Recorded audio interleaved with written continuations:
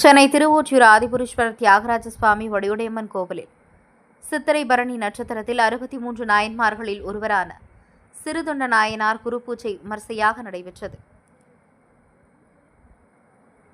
சிறுதொண்ட நாயனார் என்பவர் சைவ சமயத்தவர்களால் பெரிதும் மதிக்கப்படும் 63 நாயன்மார்களில் ஒருவராவார்.